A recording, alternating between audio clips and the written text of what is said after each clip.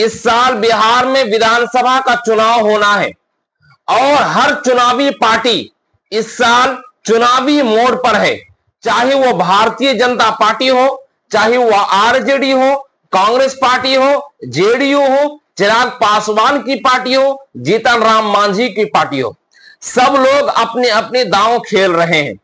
Congress party एक वक्त ऐसा था जो अपने बल पर बिहार में अपनी सरकार चलाया करती थी, लेकिन वक्त गुजरता गया, उनकी पार्टी की मजबूती कमजोर होती चली गई और अब हाशिए में आकर के खड़ी हो गई।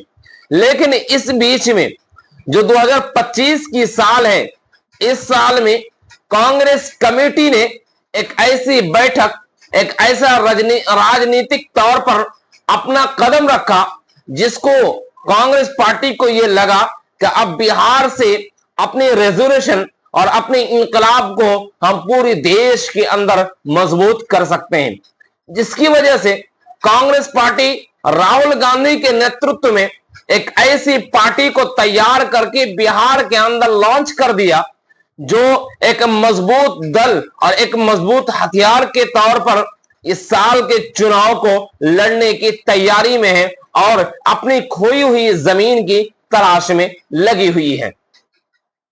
बिहार में कांग्रेस पार्टी अपनी मजबूत और अपनी जमीन की तलाश करने के लिए कुछ ऐसे बड़े बड़े नेताओं को बिहार के अंदर लॉन्च कर दिए हैं जिसकी जमीनी तौर पर मजबूत नहीं, यूं कहें कि पूरी स्ट्रांग और पूरी पहाड़ की तरह खड़े हैं।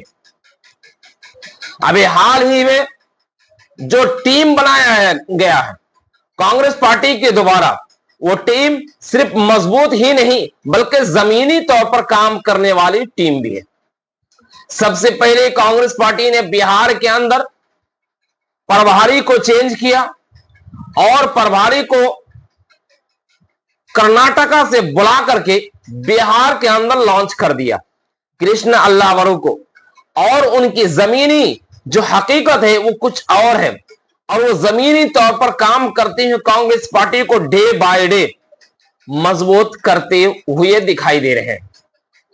कृष्ण अल्लावरू जैसे ही बिहार के अंदर आए, कुछ ही दिनों के बाद बिहार का प्रदेश अध्यक्ष को भी उन्होंने चेंज कर दिया।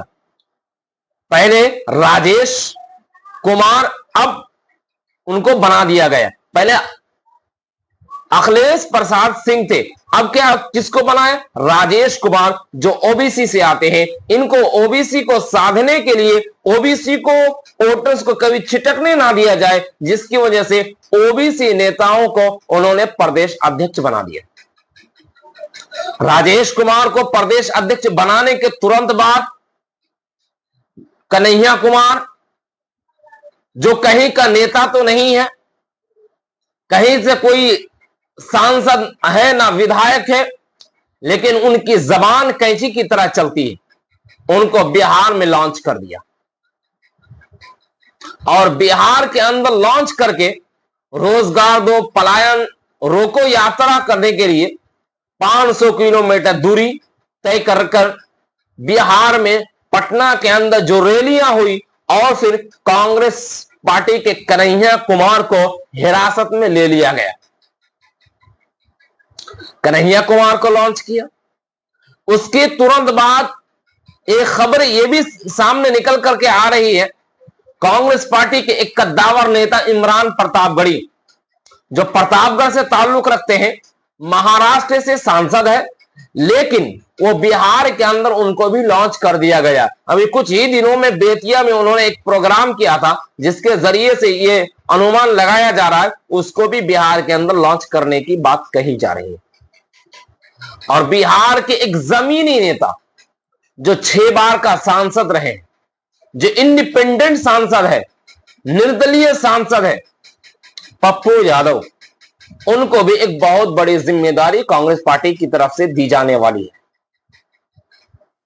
एक और नेता राजस्थान से सचिन पायलट, जो कभी डिप्टी सीएम हुआ करते थे और पूर्व मंत्री भी है, जिसकी जबान में कटाक्ष है, जो जबान आक्रमण जबान के तौर पर जाने जाते हैं, सचिन पायलट को भी बिहार के अंदर लॉन्च कर दिया। तो माना यह जा रहा है कि कांग्रेस पार्टी अपने मजबूत जमीन को तलाश करने के लिए बिहार में जो 90 के दशक में उनकी अपनी सरकार हुआ करती थी और फिर उसी तर्ज पर बिहार में अपना कदम रखने के लिए 6 लोगों को उन्होंने लॉन्च कर दिया। उन 6 लोगों में से मैंने आपको एक एक करके गिनाया। कृष्ण अल्लावरू, राजेश कुमार, कन्हैया कुमार, पप्पू यादव, इमरान प्रतापगढ़ी, सचिन पायलट। इन सारे लोगों की जबान यूं कहिए कि इन लोग ना किसी परिचय का मोहताज है, न ही भीड़।